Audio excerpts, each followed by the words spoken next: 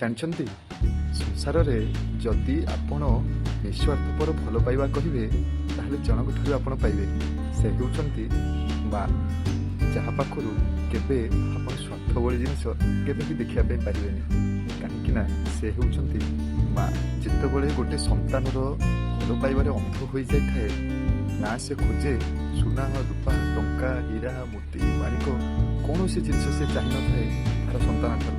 କେବଳ ସେ ଚାହିଁଥାଏ ତାହାର ସନ୍ତାନ କିଭଳି ଅଛି, ଖାଇଛି ନା ନାହିଁ, କ'ଣ ପିନ୍ଧିଛି ନା ନାହିଁ, ଭଲରେ ଅଛି ନା ନାହିଁ, ଆଉ ଯେଉଁ ଜାଗାରେ ଅଛି ସେ କେମିତି ଅଛି, କିଛି ଅସୁବିଧା ହେଲାନି ତ।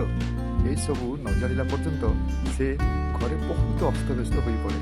ଆଉ ଗୋଟିଏ ଏମିତି ମଣିଷ ଯିଏ ସକାଳୁ ଉଠୁ ଉଠୁ ସମସ୍ତଙ୍କର କାର୍ଯ୍ୟରେ ଲାଗିଯାଇଥାଏ। ନିଜ କାମ ପଛରେ ଥାଉ, ନିଜ ଖାଇବା ପଛରେ ଥାଉ, କିନ୍ତୁ ସେ ପ୍ରଥମେ ପିଲାମାନଙ୍କର କଥା ବୁଝିଥାଏ। ମୋ ପିଲା ଖାଇଲା କି ନାହିଁ, କୁଆଡ଼େ ଯିବ, ତାର କ'ଣ ଆବଶ୍ୟକ, କ'ଣ ସେ ପିନ୍ଧିକି ଆଜି ଯିବ, ତାହାର ଦେହ ଭଲ ଅଛି ନା ନାହିଁ, ଯଦି ଦେହ ଭଲ ନାହିଁ ମେଡ଼ିସିନ ଆଣିଛି ନା ନାହିଁ, ମେଡ଼ିସିନ କ'ଣ ଖାଇବ, ଏସବୁ ବୁଝିବା ପାଇଁ କେବଳ ମାଆର ମନଟି ଅସ୍ତବ୍ୟସ୍ତ ହୋଇଥାଏ।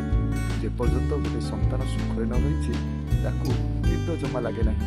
କାହିଁକି ନା ସେ ହେଉଛି ମା। ହୃଦୟକୁ ବହୁତ ଷ୍ଟ୍ରଙ୍ଗ ଭାବରେ ରଖିଥାଏ ମା। ଭାଇ, ଯେତେବେଳେ ଆପଣ ମାଆକୁ ଏତେ ଭଲ ପାଉଛନ୍ତି ତ କେବେ ହତାଧାର କରନ୍ତୁ ନାହିଁ। କାହିଁକି ନା ସେ ହେଉଛି ମା।